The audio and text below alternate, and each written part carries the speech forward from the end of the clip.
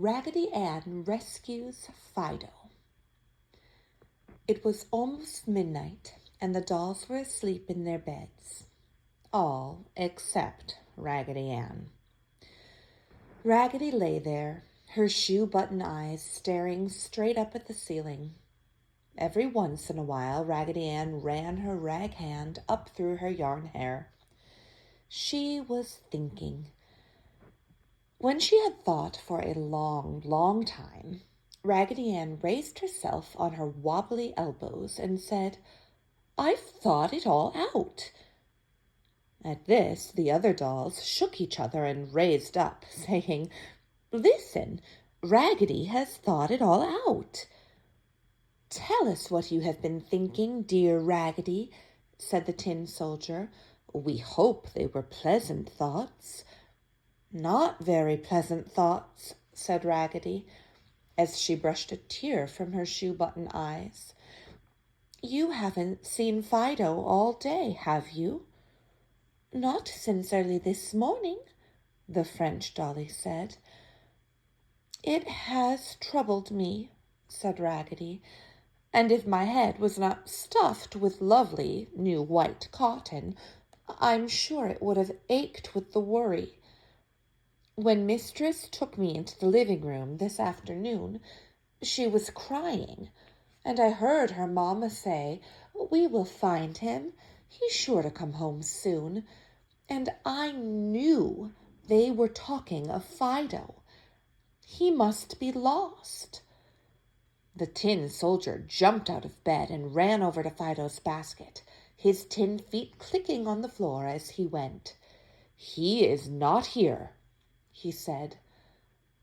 "When I was sitting in the window about noontime," said the Indian doll, "I saw Fido and a yellow, scraggly dog playing out there on the lawn, and they ran out through a hole in the fence."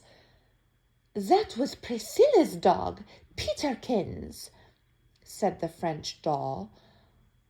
"I know poor mistress is very sad on account of Fido," said the Dutch doll, "because I was in the dining room at supper time, and I heard her daddy tell her to eat her supper and he would go out and find Fido, but I had forgotten all about it until now."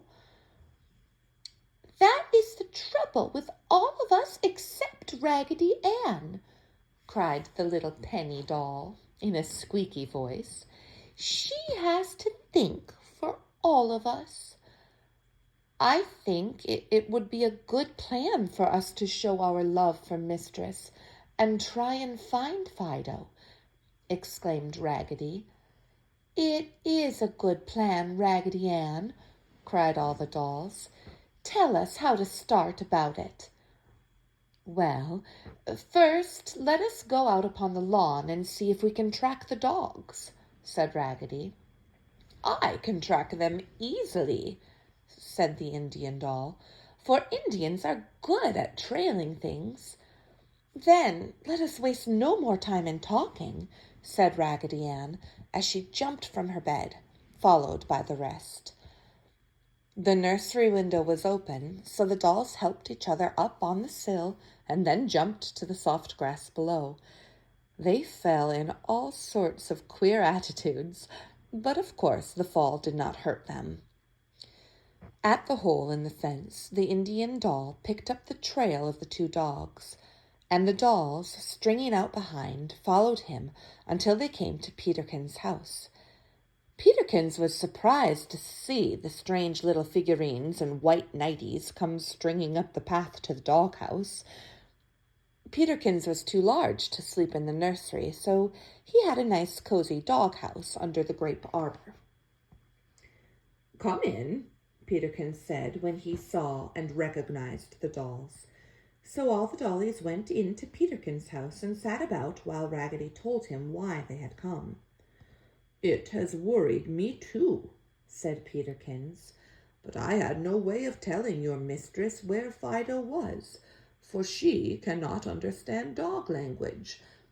For you see," Peterkins continued, "Fido and I were having the grandest romp over in the park when a great big man with a funny thing on the end of a stick came running towards us.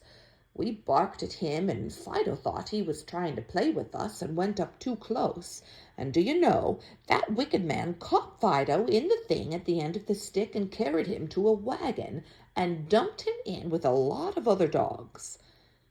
"The dog catcher," cried Raggedy Ann. "Yes," said Peterkins, as he wiped his eyes with his paws. "It was the dog catcher, for I followed the wagon at a distance, and I saw him put all the dogs into a big wire pen so that none could get out." "Then you know the way there, Peterkins?" asked Raggedy Ann. "Yes, I can find it easily," Peterkins said. "Then show us the way," Raggedy Ann cried, "for we must try to rescue Fido." So Peterkins led the way up alleys and across streets, the dolls all pattering along behind him. It was a strange procession. Once a strange dog ran out at them, but Peterkins told him to mind his own business, and the strange dog remained in his own yard.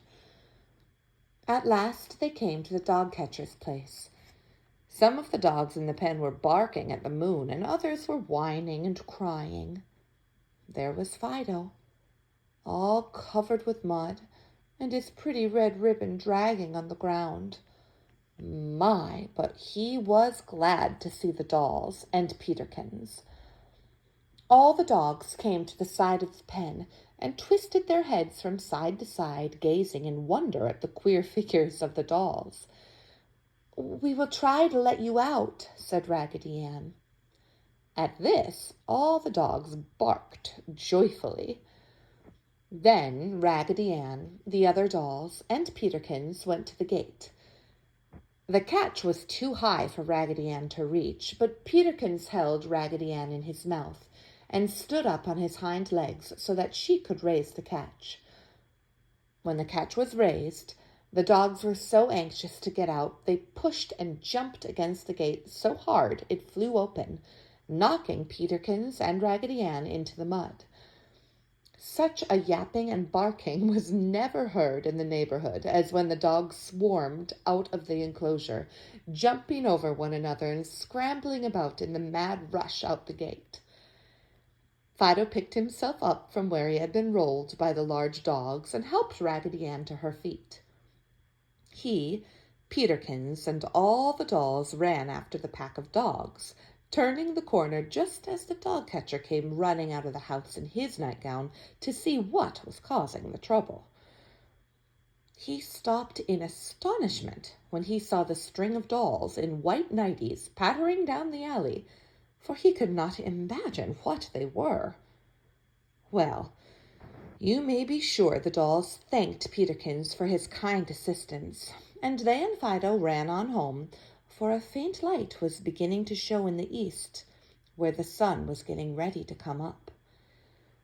When they got to their own home, they found an old chair out in the yard, and after a great deal of work, they finally dragged it to the window and thus managed to get into the nursery again. Fido was very grateful to Raggedy Ann and the other dolls, and before he went to his basket, he gave them each a lick on his cheek. The dolls lost no time in scrambling into bed and pulling up the covers, for they were very sleepy. But just as they were dozing off, Raggedy Ann raised herself and said, "If my legs and arms were not stuffed with nice clean cotton, I feel sure they would ache. But being stuffed with nice clean white cotton, they do not ache.